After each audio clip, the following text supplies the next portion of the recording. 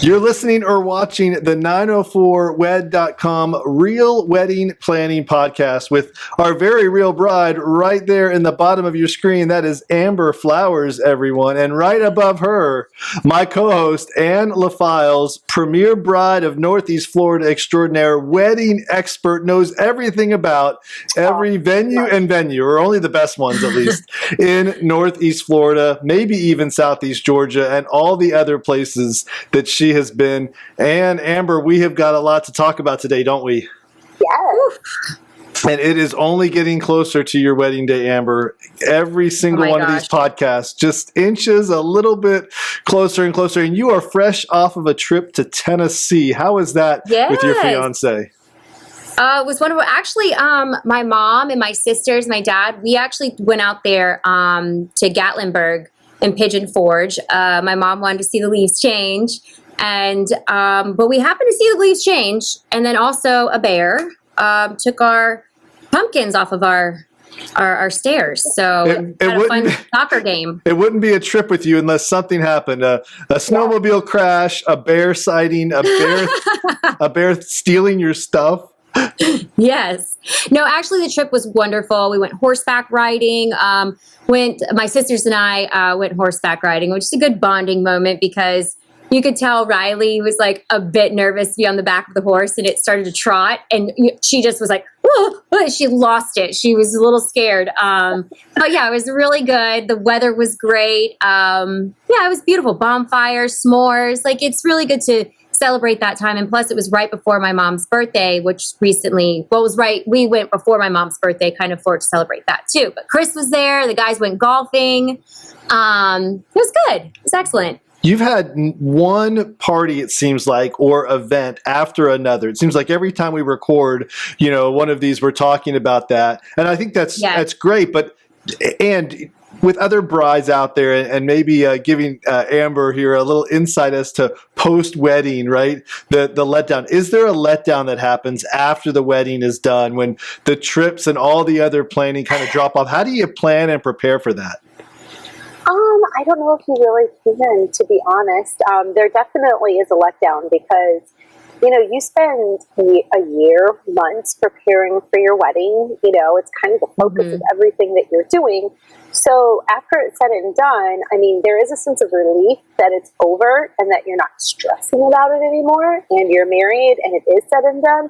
But I think there's also like a void kind of in your life for a little while because you're trying to figure out what to do with the time that you were spending planning for the wedding. Do you feel that coming around the corner, Amber? Yes. I do know that I was reading that there's such thing as travel depression. So when you come back from a travel, it's just like, oh my gosh, because your eyes get to see so much, and you're busy kind of going on excursions, and it's like, okay, a year or months of planning. You're busy with it. You're focused on it. All you're doing is making this dream come to reality. Then everything comes to reality, and then boom, there's the honeymoon, and you go back home. But the good thing about it is we just bought a new home. So our registry, everything, we get to now open it up and not have 20 cheese boards or anything. We're kind of getting like, as we cook in the kitchen, what we need. So there's so much to do afterwards. Now making this house together as husband and wife that I'm like looking forward to. And that's where the babies come in, after wedding planning. Oh boy. That's where the babies come. So, Is there going to be a baby planning podcast after this? Is that what I'm hearing? I would have loved that. Well, speaking of babies, I'm just kidding. Speaking of babies, actually this weekend, my maid of honor, we're throwing her baby shower. So I've learned so much. I'll be honest, it's mostly my mom and Rose doing a lot of it because it's going to be at 8:41, So, and underneath the oak trees, tea under the tree. But I'm learning so much about what you need as a new mom, as going through her registry and listening to her, because she is honestly, she has helped me through this so much, like tremendous. I was a part of her wedding.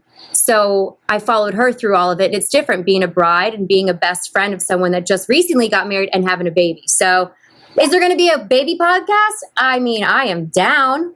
I'm ready. Speaking of babies, is your wedding going to be a kid-friendly event? And what advice do you have to offer people, Anne, when it comes to kids and babies, two different situations, right? And needs when it comes to weddings in general? Amber, are you going to answer your I first? can, but okay. There's we're not having children at the reception. And there's going to be some that are involved in the ceremony. So, but offering sitter service that you do a lot of research on, I have done that. But one is bringing a sitter, which is one of their close relatives. So staying back, and then offered to watch other children as well. So now you have a 12-year-old, maybe she'll be 13, goddaughter who help pick out your dress. Is she a child, or does she get to come to the wedding? Like, where do you draw the line when you say kids at weddings? I know. So I also have family coming in from New York, and my cousins and stuff and nephews. And where do you draw the line? Because they're going to be 13 as well. So I know that we have a big Italian family. So they're used to seeing everything, whether it's at a Thanksgiving table. So they're used to it. But, I'm drawing the line with anybody under the age of 18. Wow. All right. Hey, you got to draw the line somewhere, but that's good news. Be fair. It would be favoritism in that sense. Like, okay, this, because I just don't want to play that game, and it's just not fair. And I really want the mothers and the fathers and the parents to just have a good time and enjoy, and their kids they're safe, they're taken care of, we're catering for it too. They got their chicken tenders and everything they want there, and they'll be fine. Do they get a live feed of the event? Just kidding. Ooh, I don't know. Do they could happen, but the good news, Anne, is the biggest kid in the room. Your husband will make it because he's over the cutoff. Yeah.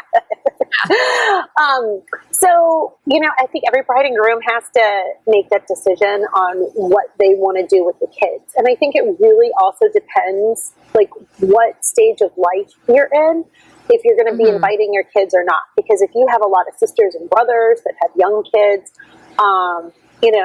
sometimes it's just impossible to say no kids.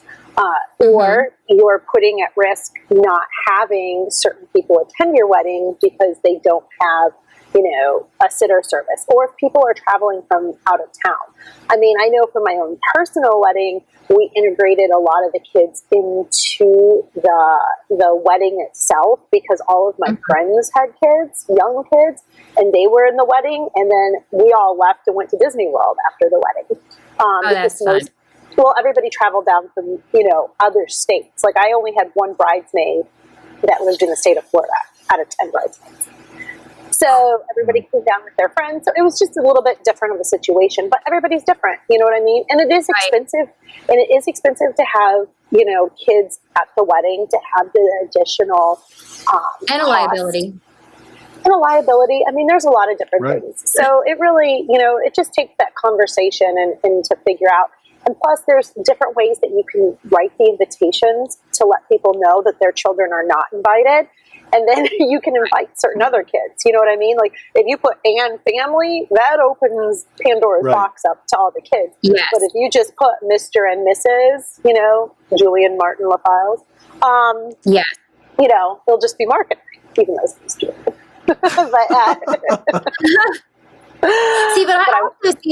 Here comes the thing that I have a question about. So I have family down that's coming from Orlando, and okay, so their kids aren't 18 years old, but they are so extremely mature.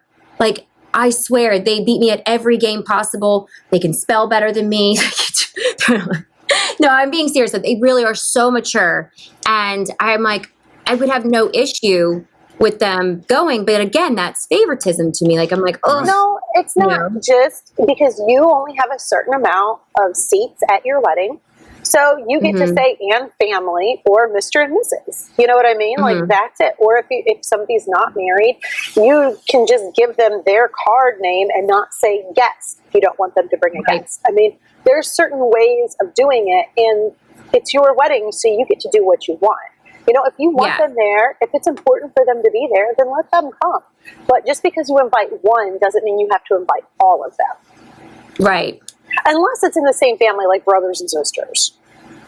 I mean, there are some people you might like the brothers more than the sisters or something here, but this is a fascinating problem. You got kid free, you got kid quotas where you have a limited number of kids, right? And then you kind of have the open, bring as many guests as you want. Just please RSVP, right? That's a whole other story. You know, and I say I just attended my best friend's wedding in Arizona. I just got back, and she had a lot of kids at the wedding, and I always think that kids also add like a certain fun element to the wedding.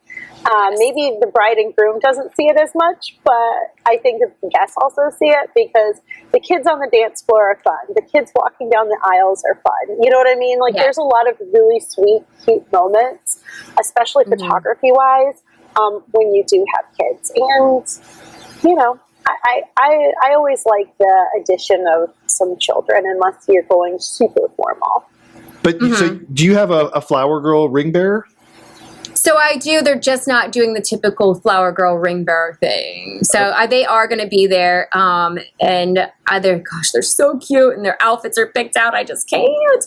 But how they're making their entrance is like, I mean, it's there. I cannot wait. I'm not surprised to hear this. No one who's listening to this podcast is surprised here. Speaking of which, if you're watching this podcast, be sure to subscribe. That way you get alerted anytime we post a new episode, because the number of episodes is going to increase in frequency as we lead up to the wedding. We're a little behind right now if you're watching this one, but don't worry. By the time wedding day comes, all the episodes will have been out. We're not holding anything back. We just have to time this correctly, of course, right? Because we can't let the cat out of the bag too early about something. Too early, I agree. I know I have people asking, like, you know, direct messaging me and like sliding into the DMs like, okay, well, what did you do with, and they're listening, and I'm like, okay, just wait. And some like to actually watch it on YouTube, I'm hearing. Like, we're getting a lot of different kind of feedback on it. Yeah. Some love the podcast, driving in the car, you know, and listening to it. And others really like to watch the YouTube. So, and Anne, you load your YouTube all the time. The Premier Bride FL, right? Premier Bride FL on YouTube. Absolutely. Yeah. Check it out there, folks. We're going to try to add more interactive content there. Anytime Amber name drops or Ann name drops a venue or a vendor or anything like that, we're going to put links in there so you don't have to go Google it and find it yourself. All right, so we've kind of left the kid thing alone. I think we beat it to death for now, but right. You've made your decision on it, at least, Amber. Like we all know exactly where you stand on it. And I think that's the most important thing, is to have a decision and not leave it out there as sort of a big what if, right? That's probably the most important advice for any bride out there, is find the right way to say it, whether it's privately or whether it's on the invite, how you word it, whatever it is, but don't leave it up to people to assume and then be upset and become all bridezilla about it after the right. Communication, I don't think that. Communication. And I actually I just launched the website, and it does give that information to all the guests about there's a frequently asked questions, and I think I did about 30 or 40 of them, so it doesn't leave anything open. And then I did a lot of research on, you know, just not only being used to planning stuff, but as the bride, these questions that are asked, or when I was the guest, or when I was in the wedding. So, you know, that's really something to do. And then I know one of the questions are about the children, so I kind of addressed it in a formal way that they would take it in and understand it, you know, with the situation. So speaking of website, we didn't really talk about this recently. I know several episodes ago we were talking about registries and all sorts of things like that, but you ended up going with a wedding specific website. What did you end up doing? Share those details for any brides out there who are wondering. Yeah, it's actually really easy. And again, like, I really think it's a great idea. And this is something that you can continue. You have an email address attached to it. So you can go on GoDaddy, pay for it for, I think you can do a year if you want, and you can renew it all the time. And they tell you a few weeks beforehand that it's about to expire, so you have that option. So you can get an email address with it, but this is also great for your kids too. So all these pictures or whatever, this is linked to it. So not only if somebody has cool pictures on their phone or they want to give best wishes, email it. So your kids 10 years down, they can read these and see these pictures. And I love that. I love that. And so you can go on GoDaddy. You can do your last name or whatever unique. You could do your hashtag, what you would, so people can actually get it in bed. Don't misspell it. And then from there, I went to Zola and imported the website through there. And so when you type into the website, it immediately goes to this Zola page, but also that's where your registry is and stuff like that. And it's just convenient. So the website, I have every hotel, I have my discount codes on there, or my, not discount codes, because they say that when you're filling it out, it says discount code, but it's your block name, how many rooms you blocked or under what name. So with that, and then things to do, around downtown St. Augustine, if people are traveling from Ohio or if they're coming down from New York, I kind of did different routes if they want to fly into Orlando and drive up, or if they want to, because some are direct and some aren't. So some from Ohio are direct into Stanford. You're going to do the Allegiant and save some money and rent a car with a group, drive it to St. Augustine. So I kind of mapped it out for them. So you just wouldn't have those questions. And I know that a lot of my bridesmaids, and they were like, gosh, this is a load of information. You really don't have to do it. Well, you really don't want your phone ringing constantly over questions. So save it. Like if you have, I don't want to hear the questions that either, I'm sorry, you could probably Google and figure it out, but I don't even want the out of town guests that we think it's so easy because we know St. Augustine. Right. They don't.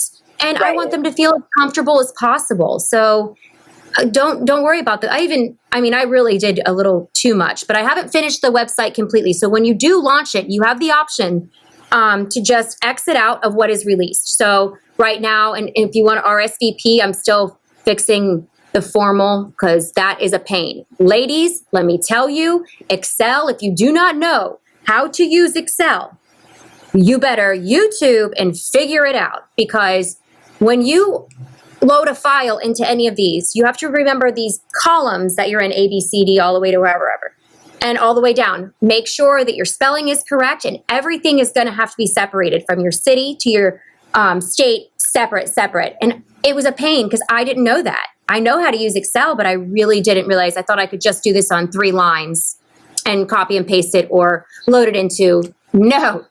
So you have do a formal address for your formal invitations, do an informal for your save the dates, and then understand when people go to log into RSVP online, that's what I'm going to do. It's an online thing. They can do it on a mobile. There's an app for it if you wanted to. You can go straight from there and fill out, but they have to have their first and last names, and their guest, no matter if it's their husband, their wife, or their +1, has to be in a separate column as well. Yeah. So, are you asking ages to make sure everyone meets the minimum? Yes. By the way. I love it. All right. So you're planning to keep this website around. Now, is this website open to the public? Do you have to have a certain code to get in?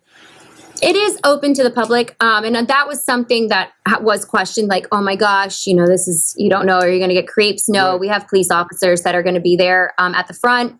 So I'm not really, and the transportation that's organized differently. So there's not people, I'm not worried about it. I don't have any crazy people in my life, thank God. And I'm just not concerned about it. And Chandler Oaks, Mr. Chandler, security is tight there. He's so wonderful to work with. Matter of fact, I was just there for the recent mixer. That's right. There was an open house at Chandler. We revealed the first time, I believe, that lights have ever been hung from the rings there that are normally used for florals. So we brought some club lighting to the rings there, which is kind of cool.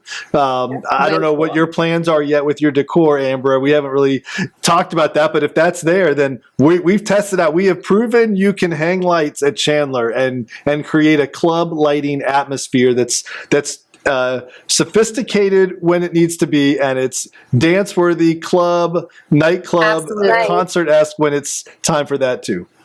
Yeah, it was great. I love the look of it. Santos, of course, is there, and we were just I spent a lot of time with him because it's right in that area, so I got to measure out the dance floor, but it was really cool because there was different vendors there. It was something just very small, but it was great.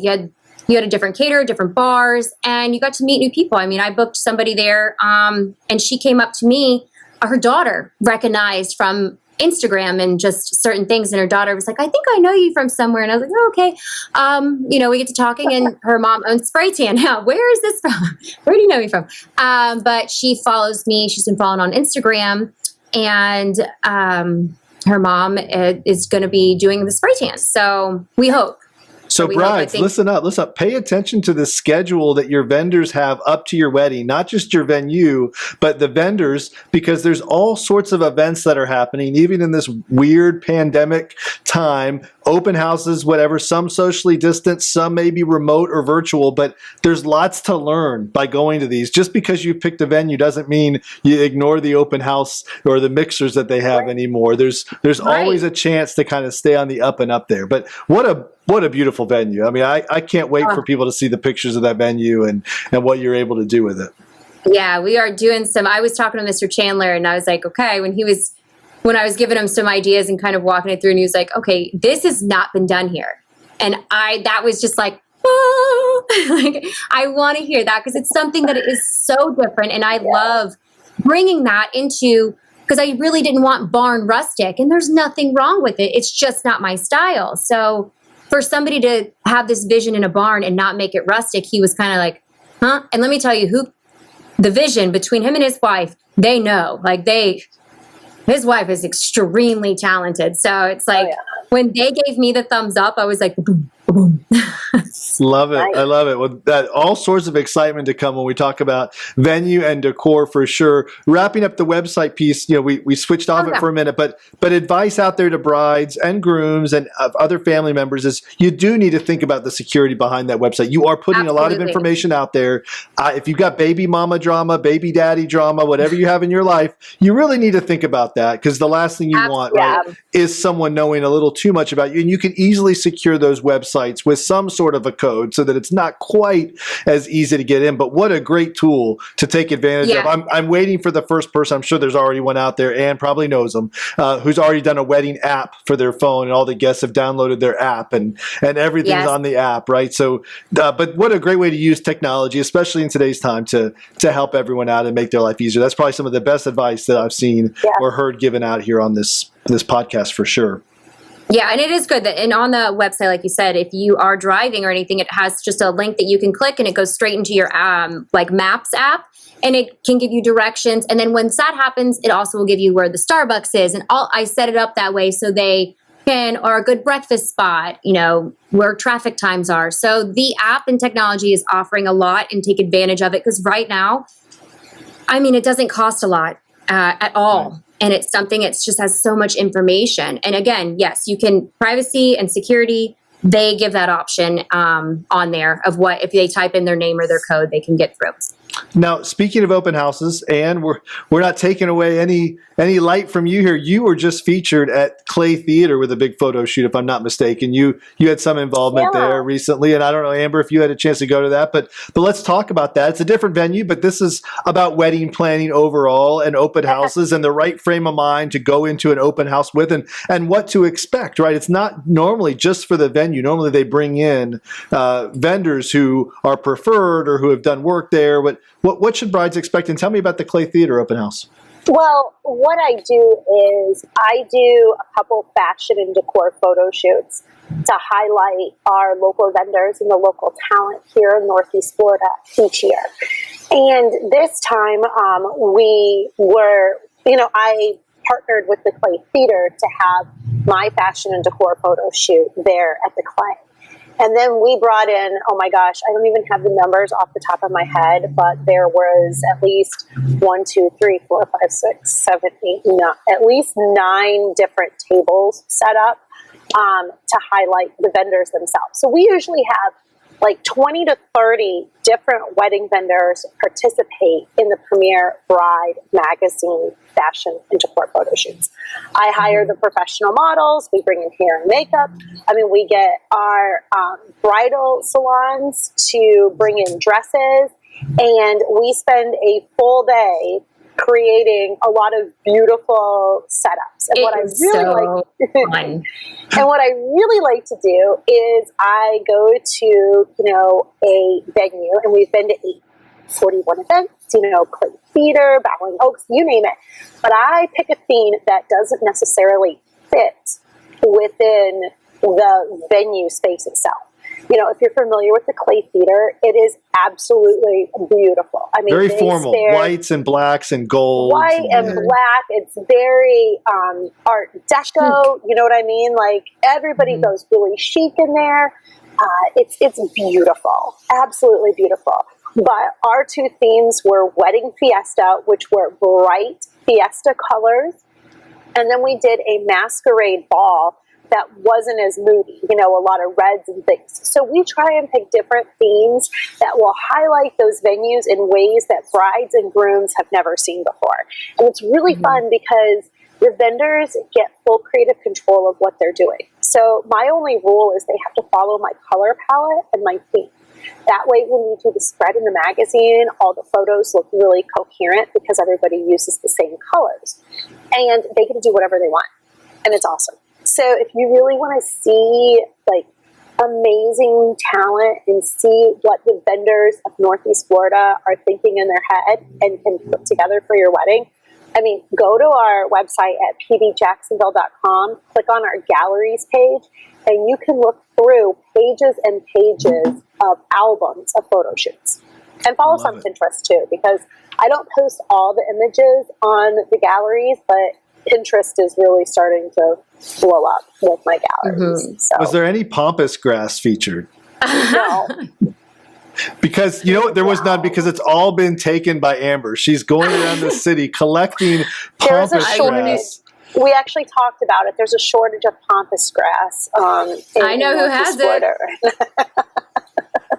No, pampas grass didn't fit with the Wedding Fiesta theme. And I loved that theme. Yeah, and Anthony's Catering, they had their event there, or they had a table there too, that they featured food and fun stuff. Rose was doing it. It was awesome. Was the food colorful too? Was it fiesta themed food? Yeah, they did fiesta themed food. So, and that's what's really cool is even our caterers get involved in it.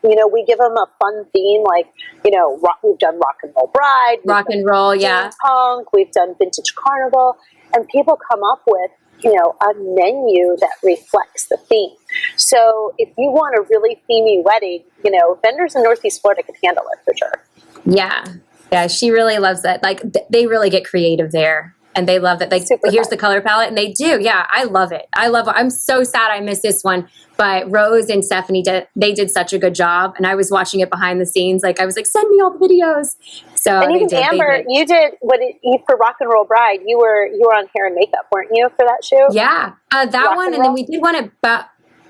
I did a couple of the Rock and Roll, and that was at Glass Factory. The Glass Factory, and then Bowing, I think, was another one. That was Vintage Carnival. Yeah. Okay, so that one, and there was another one. Oh, I try and rotate vendors. At 841. Yeah. At 840. Of course, you were at 841. Yeah. Yeah, and I did all different kinds. I think I was doing the Bananas Foster at one. I was doing hair and makeup at one. So I've been in different places of all. Yeah, she was the model for making Bananas Foster. Bananas Foster. There was a model for that. Wow. It was Amber. Of course. Yeah, it was Amber. I think I was the only one that knew how to make it at the point of, and I was in all black. So yeah, she got thrown in there. Speaking of Fiesta, before we run out of time on this podcast, I was hoping that we get to play a little game today called You Might Be a Bridezilla If, but we're going to play that on a future podcast and just check in with you, Amber, and all the other brides and find out, if you might be trending, on the dial more towards Bridezilla or not. But speaking of Fiesta, are you planning to stay in the same dress the entire night? Oh, wow. I'm back and forth. In the beginning, I was like, I tried this dress on, I just fell in love with it, and I just want to stay in this dress. And then we were bridesmaid dress shopping, because I changed that, by the way. Yeah. I do think that scores you a point on the Bridezilla quiz, all right? You do get a point if you changed a bridesmaid. Anyway, back to me. So, back to me. So, the wardrobe changed. Okay. All right. So one of the bridesmaids tried on the dress set, and I just was handing her dresses, and then I had this one dress. I was like, well, let me just try it on and see. And then I looked in the mirror and I had this piece on. It's not even a dress, it's a piece. And I was like, oh, like, I don't know. I think I'm having a moment on this. So yeah, I think I might do an outfit change, but I'm thinking just for our final dance. Okay. Like, and then, because we're going out afterwards. So it's now a going out outfit. Oh. So I know that a lot of people do not want to go out afterwards and they think, oh, are they really going to make it afterwards? I mean, I know I'll make it. All because of your early bedtime the night before. You're going to have plenty of energy to party the night away after. Yes. Mm-hmm. I love it. Well, listen, speaking of going out afterwards, we're going to have to carry on the rest of our podcast another time, and after podcast, if you will, because we are out of time on this podcast. This podcast is officially coming to a close. We're going to have our grand exit out of here real quick. We have got plenty more to talk about, though. So if you've been watching, look, hit that subscribe button because we got some great content coming that you're not going to want to miss here, folks. And trust me, it's only going to pick up in speed as we get closer. So Amber, thank you for being that open, sharing, transparent bride like you always are, sharing with us all your ideas, holding a little bit back so that even Ann and I are surprised when it comes to your wedding plans. And Ann, of course, thank you so much for all that you contribute here to us as well. So everyone else, please be sure to hit that subscribe button and follow us along on the 904wed.com Real Wedding Planning Podcast, brought to you here by Premier Bride of Northeast Florida and jackshomes.com. We will catch you on our next episode.